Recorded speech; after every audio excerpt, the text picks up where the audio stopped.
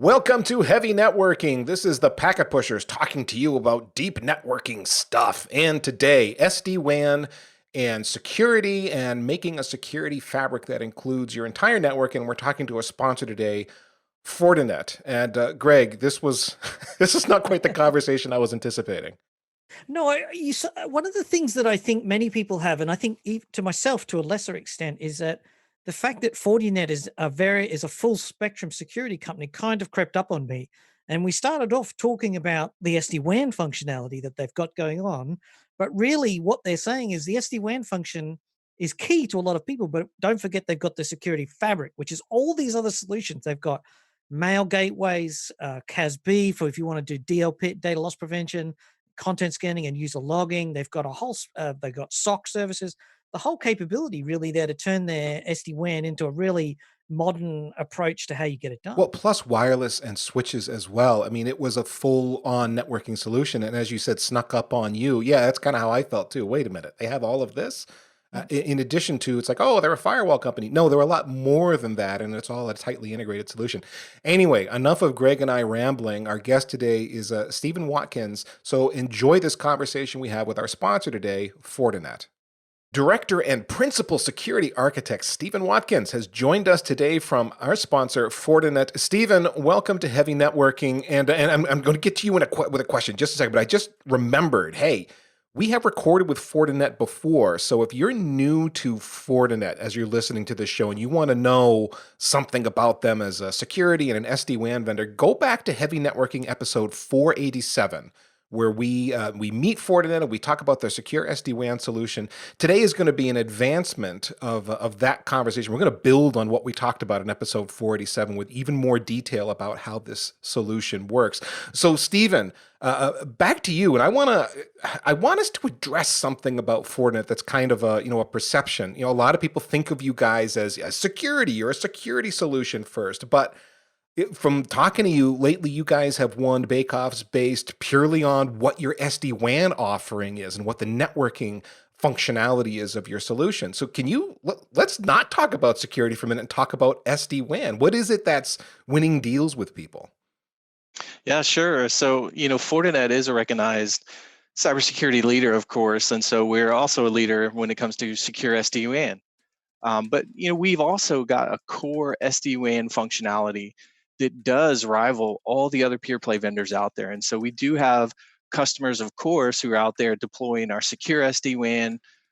We've got customers, like deploying 1,200 sites here and there. We've got customers deploying 600 sites, 700 sites. But what's interesting is we also have customers who are deploying us because we are SD-WAN. They're not leveraging our capabilities when it comes to our security side. So the robust SD-WAN solution that delivers dynamic application steering at the WAN edge for all of our customers, it's being leveraged only as an isolated kind of functionality from some of our customers. And so just a quick recap, I know we touched on this in the previous recording, but we're not talking about glorified IPsec tunnel management or legacy WAN link load balancing or using BGP with BFD to move around traffic. We're talking about the table stakes functionality that is SD-WAN.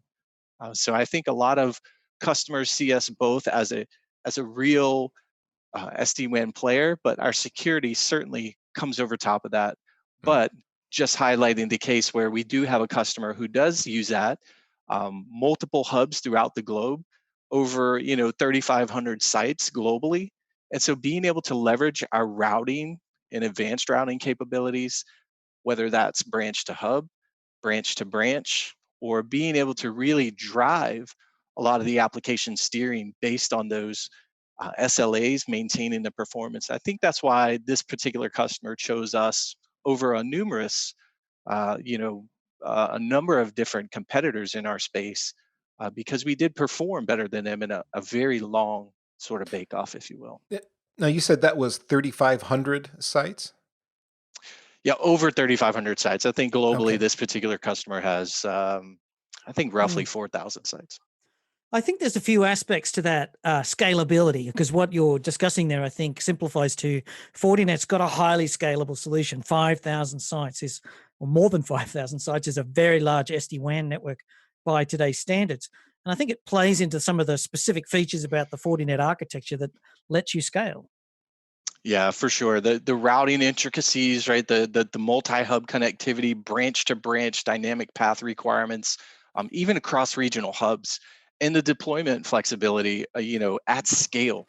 That's a huge reason for our success, not just in the SD-WAN space, but in the secure SD-WAN space as well. And so we do have customers. I know Nirav Shah, our PMM for SD-WAN, touched on some of our customers have 18,000 branches. Some of our customers have 4,000. So we are very scalable, and that is very attractive when it comes to large enterprise customers. Yeah, that is a differentiator in that there's a lot of SD-WAN solutions they just cater to small offices and they really don't have the scale to go that big. They can't deal with Mm. that. Either it's a tunnel management problem for them where they struggle, or it's a operational policy kind of a management problem where it's just very difficult for them to go that big. So that actually does. If you're listening to this and you're going, well, I don't care. It actually does matter. Scale is kind of a Mm. big deal. Well, I think there's two sides to the scale too, Ethan. There's the scale in terms of number of sites, because a lot of SD-WAN products just can't scale to that many active tunnels. Because keep in mind, for each tunnel, you've got at least two states to hold, two overlay network connections, two IPsec tunnels to maintain. But you've also got a performance issue here as well. And this is a unique feature of Fortinet, is that you've got your own specific asset and you can deploy that where it makes sense to do so. That's right, and that is, I mean, that's a huge advantage, right? Nobody else is Mm, building an SD-WAN ASIC. We've had it for a year now. It's in 3 of our platforms today, and it'll be, growing in more of our platforms, and specifically our branch platforms. So I know Alex Samonte, one of my colleagues, touched on what the SOC 4 is. But the SOC 4 is kind of an amalgamation of just a generic CPU, our network processor, and our content processors, which are those two ASICs, which really give us the advantage in accelerating traffic. And the SOC 4, that was delivered specifically to improve SD-WAN acceleration. And so when we talk about handing off application identification, we can do that first packet match, but we do it very quickly because we do hand off that to the ASIC processor, as well as all of the SSL interception inspection that Alex talked about last time. But deep packet inspection really comes into play even in an SD-WAN world, trying to identify whether an operation might be an upload or a download or one application over another. So mm, being able to really dive down at scale performance wise, not just number of tunnels, but Hmm. performance of the box. We can do that's right. all of that because of Mm. that ASIC. And that's unique. That's not something most of the other SD-WAN vendors, their edge appliances are software centric, and there's value in that. Let's not overdo this, but that ability to just move packets through the box at very high speed is part of your scaling success. Yeah, and there's more than one way to skin a cat, right? So I mean, Yeah. leveraging partners and all this other stuff, that's definitely a successful way to get the job done.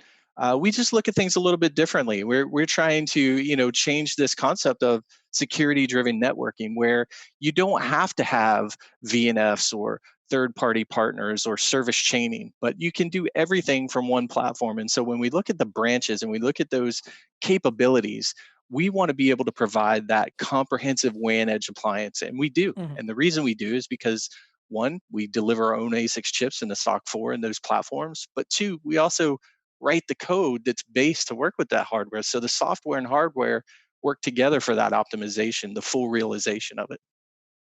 Stephen, I want to take you left for a second here. Let's take a left turn off the main road because I'm looking at our show notes, and you've got a story in here of a customer who actually needed multicast, and we've got a few people in the audience who need multicast, and they poke at me now and again. Hey, Banks, does X solution do multicast? And usually my answer is, they say no because no one's asking them for multicast, and yet you have a multicast capability baked into these boxes.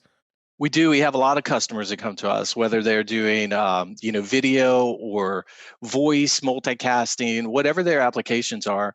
It's one of the differentiators. So when we do talk to a lot of customers who have a very hard requirement around multicast, we meet those requirements. Again, the FortiGate's been around for a very long time. It's not a 3, 4, 5-year-old product. It's been around a long time, and let's not fool ourselves. SD-WAN, under alternative headings, has been around for a long time as well.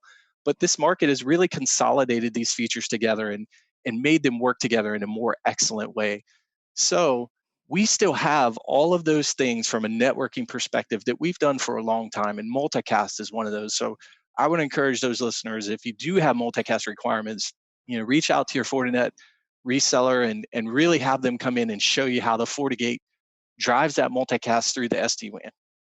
Another thing that stuck out to me is not just the relative rarity of multicast, but the fact that if you do have it, it means you've had a lot of other routing requests from your customers that you've satisfied that long ago and gotten to the point in the maturity curve where, yeah, now we're going to add multicast. So it really underscores what you were just saying, Stephen. Yeah, and that just speaks to FortiOS. I mean, FortiOS is the platform that, resides within the FortiGate, the actual appliances, whether they be virtual or physical appliances. But FortiOS is that 20 years long mature product that really drives all of these features and functionality. So, it's a long maturity curve, and that's why we're able to satisfy so many requirements, even at the edge of small and large enterprises. Now, one of the things that we noted, because we're talking about a particular customer story that you've got here, is that ability to do routing. Now, not all SD-WAN, I've had different people say to me that the routing capabilities of the products mattered to some people more than others. Some people could work around it, and some people found the limitation here. I don't immediately think of Fortinet as a routing company. How would you make that claim? How would you say to people you've got the ability to handle complex routing deployments?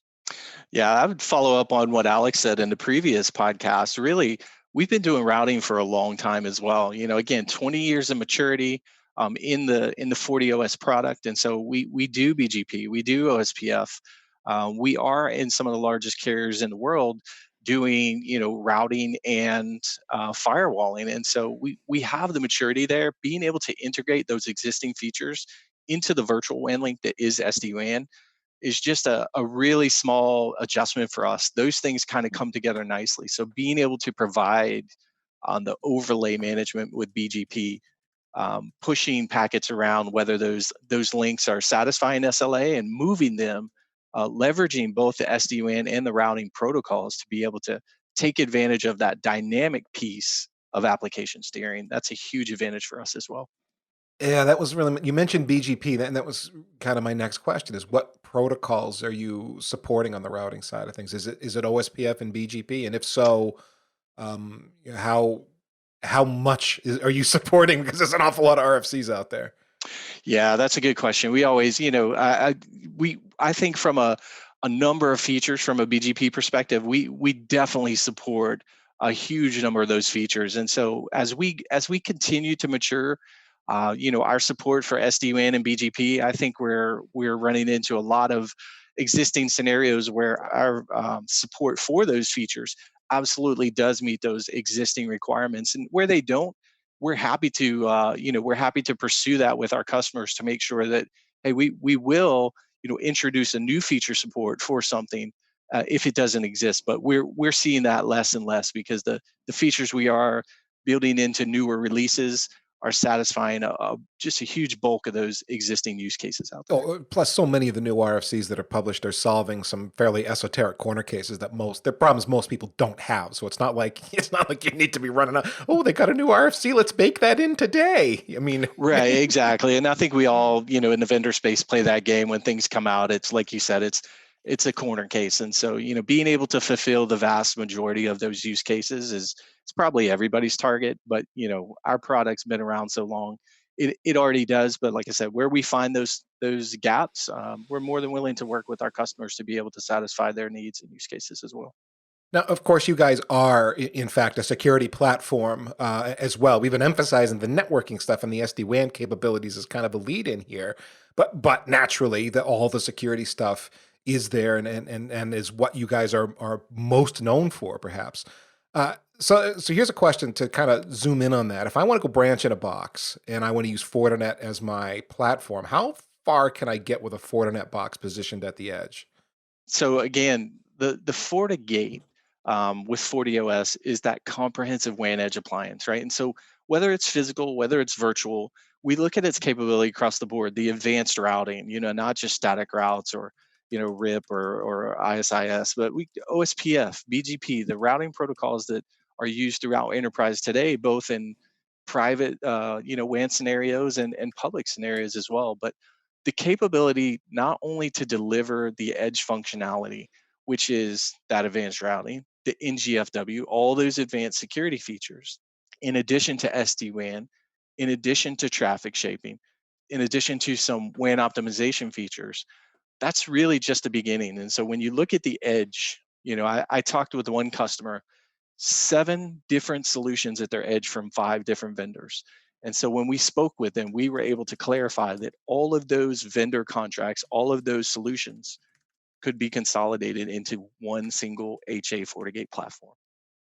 And so being able to really have that comprehensive WAN edge appliance is a huge differentiator, because everything else is typically going to be VNF or third-party integration. You guys are an Ethernet handoff, right? So, I mean, if I've got some kind of, TDM circuit of some kind, I can't terminate that on my Forti. I'm going to get your terminology wrong. It's Fortinet, it's FortiGate, we have FortiOS. This is a FortiGate appliance? That's right. That's right. The appliance is FortiGate, and yes, you're correct, right? We do accept the Ethernet handoff, and so there would have to be some sort of media converter device in there. Yeah, a media device could even be like the WAN router you had, but it just doesn't do anything other than hand off, Ethernet to TDM or whatever the circuit was. Yeah, exactly.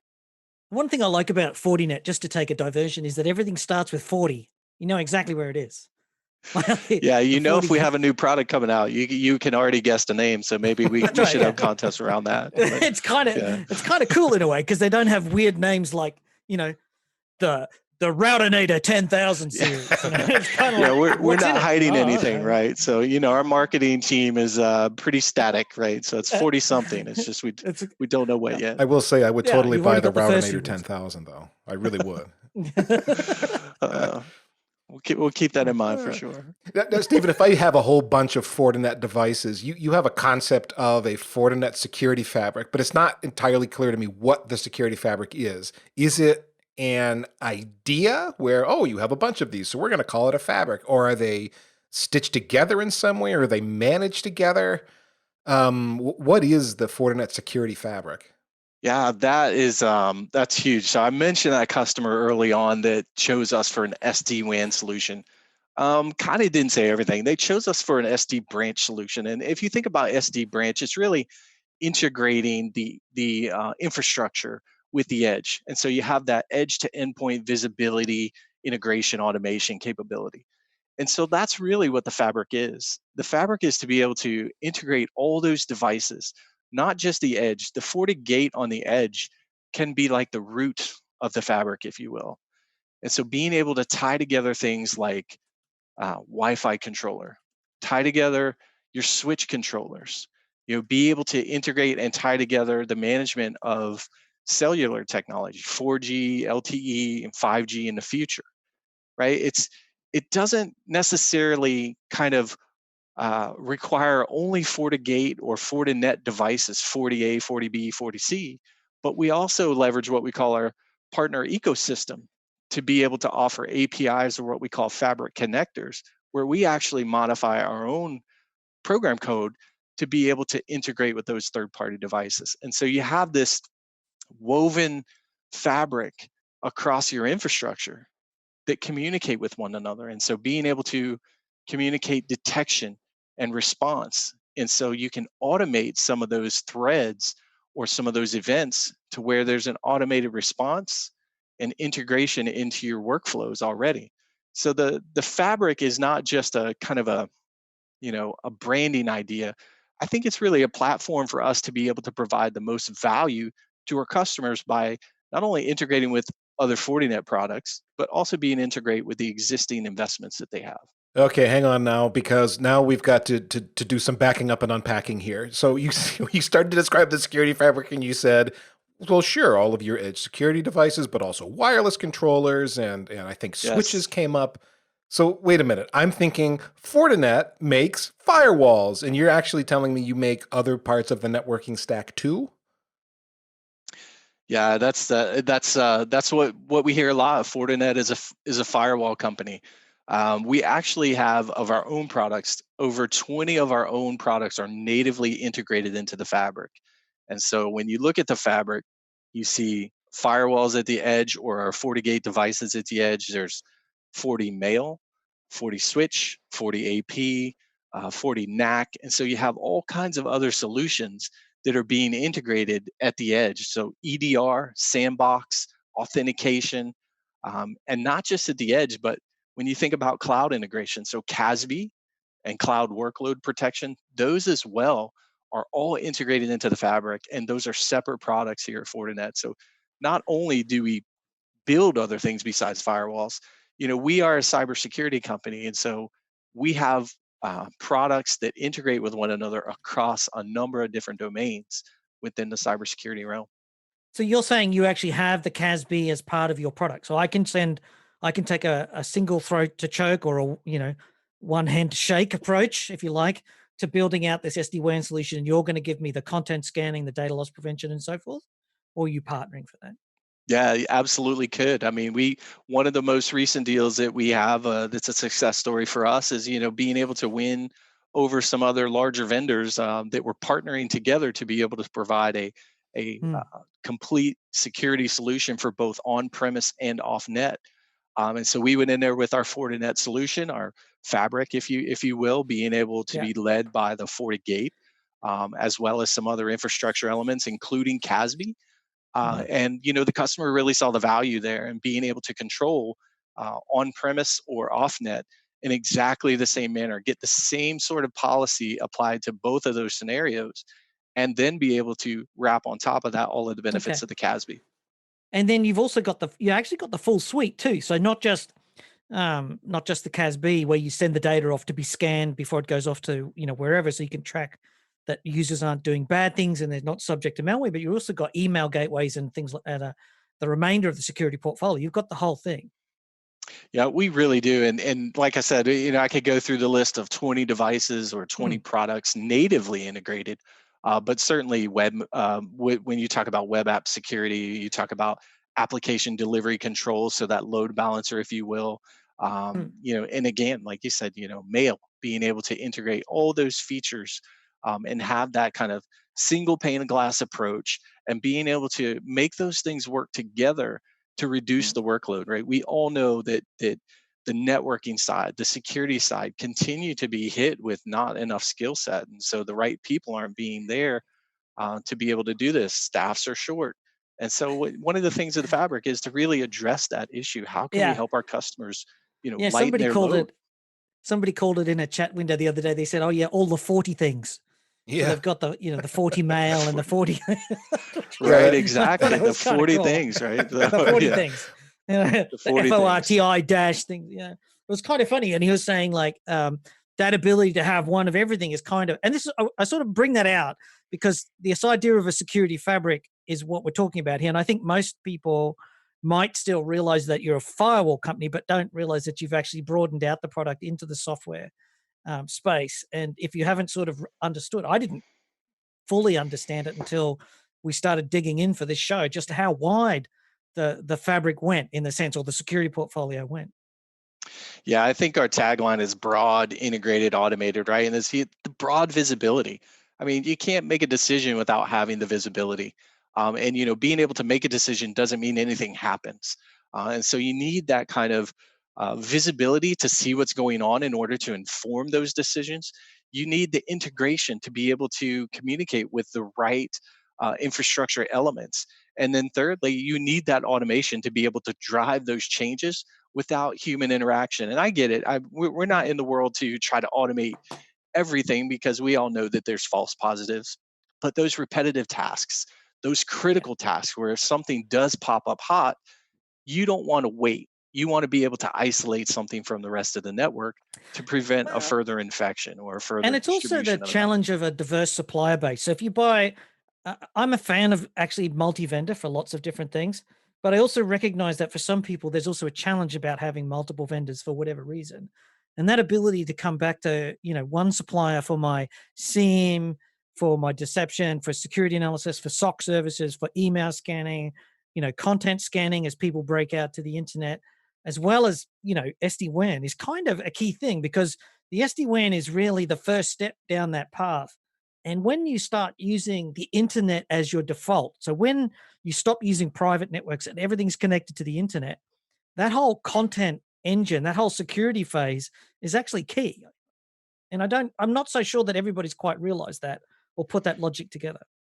Yeah, and I would agree with that wholeheartedly. I think there's been a huge shift over the past, I don't know, about probably 11, 12 months now when we're seeing Mm.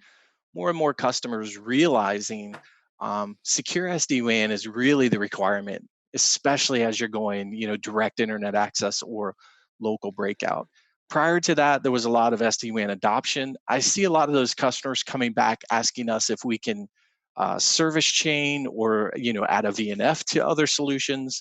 But Mm. essentially, you're right. I think there's this realization, hey, we need to be able to take this Mm. distributed approach versus the centralized security stack that we had when we had this private WAN and Yeah. distribute those security functionality across our enterprise at each edge instead of just at the data Yeah. center or private I'm cloud. not a huge fan of that VNF approach. A lot of people want to put the VNF and run their favorite brand of thing security toy on the branch network. And there is a use case for that for certain organizations, but I think generally you're probably better going with the moving some of it into the cloud, doing some of it on premise, and then having some sort of tight integration between the two.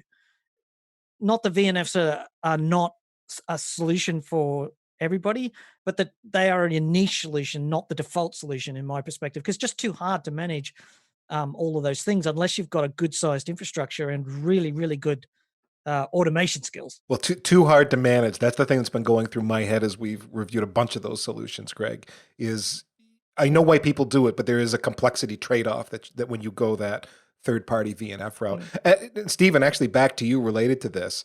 You had mentioned in the Fortinet security fabric that there's integration with third-party services. We talked about that a bit.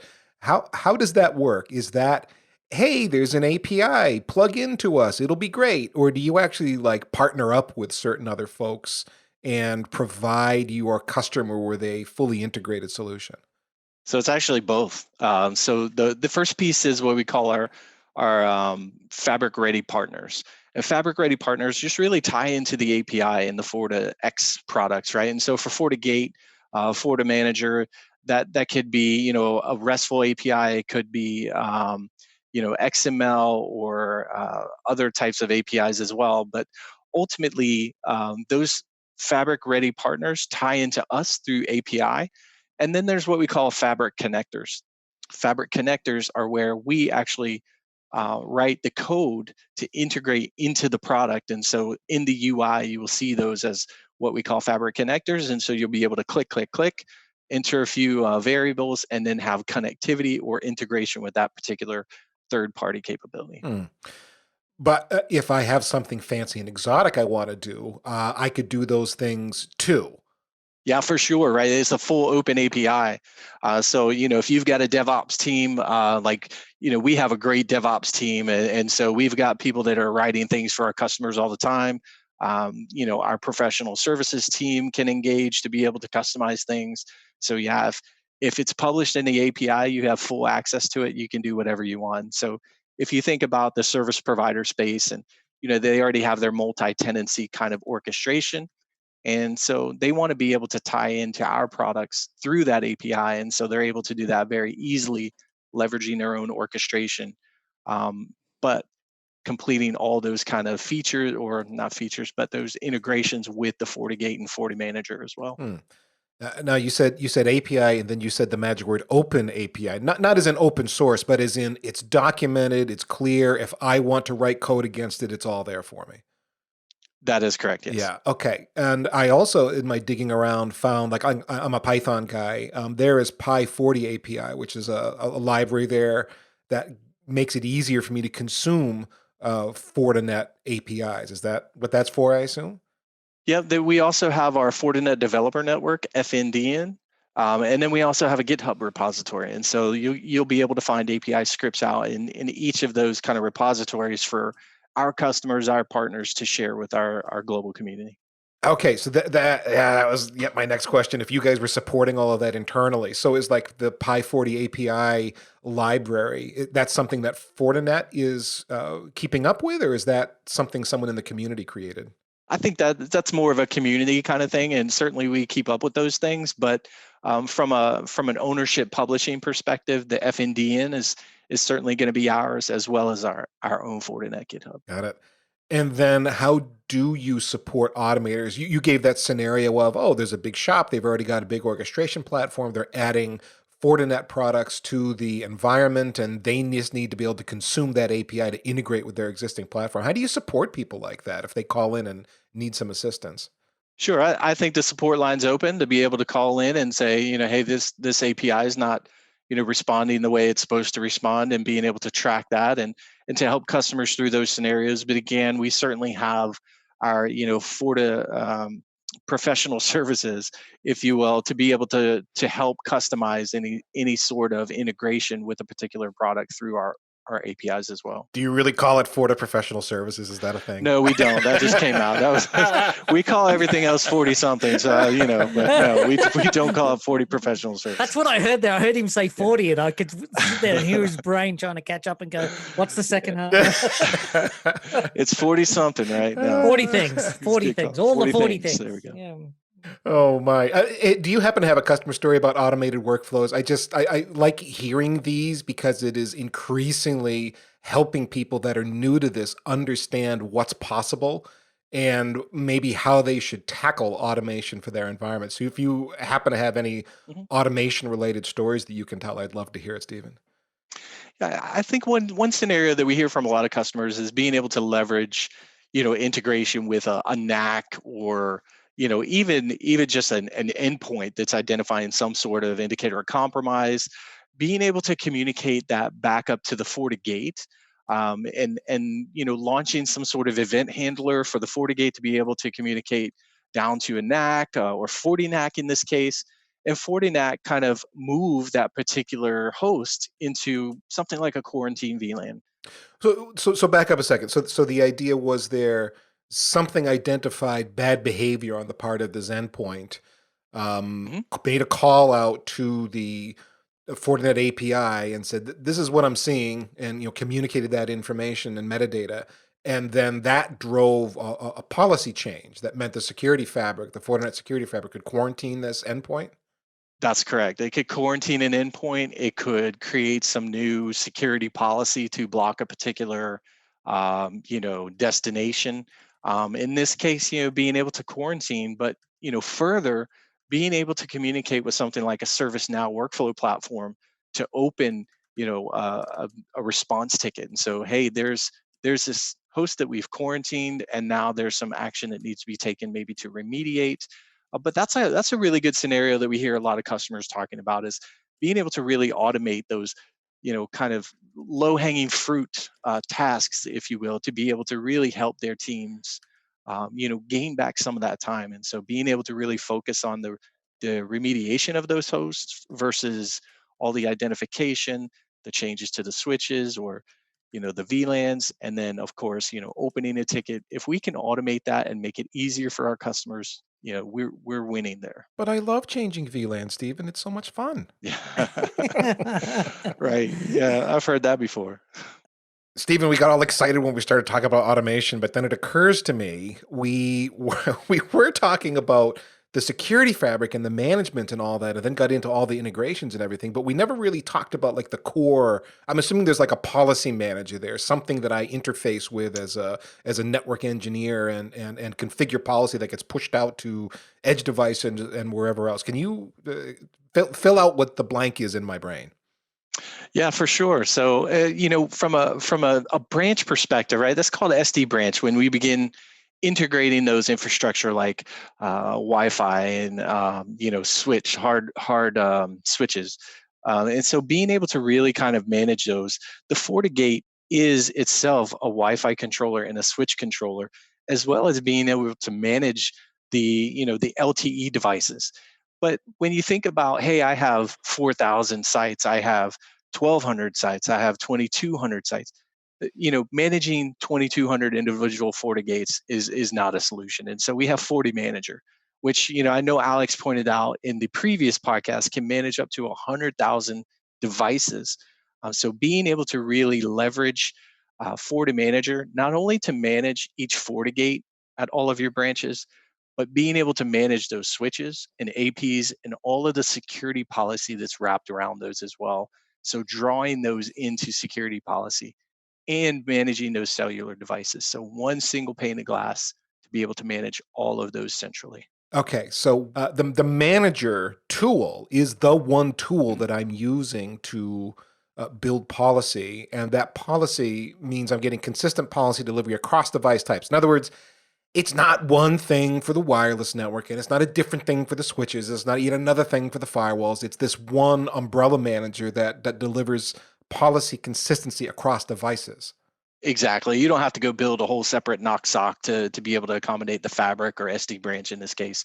A single FortiManager, which does support NHA deployment or even regional deployments, can centrally manage all of those FortiGates, all those Forti switches, all those Forti APs, the Forti extender, and the security policy templates that will be pushed down to those FortiGates, which will push down configuration to all those other devices. And so everything from one single UI. So when do I actually log into individual devices, or do I? So in the SD-WAN space, most of our competitors would say they have some sort of controller, whether it's a cloud controller or whatever. The good news with Fortinet is we have a controllerless architecture. And so we really don't require the central management. Central management is there to be able to make it a more easy deployment, provisioning, and continuous monitoring and management environment. But let's say that you only have one single FortiManager and it totally dies. It's going to take a day to get it replaced from a hardware perspective. All of your edges work autonomously. So control plane and data plane, and in this case, management plane, all reside equally at each of those edges. So you could, if you had to make a policy change, log into a single device, make that change on those devices while that manager is down. Okay, something I got to qualify there. You said I could log into an edge device and it would just be my new interface to be managing the fabric. That is, a change I make on a device could actually be a policy change that's reflected across the fabric, not just device specific, locally significant.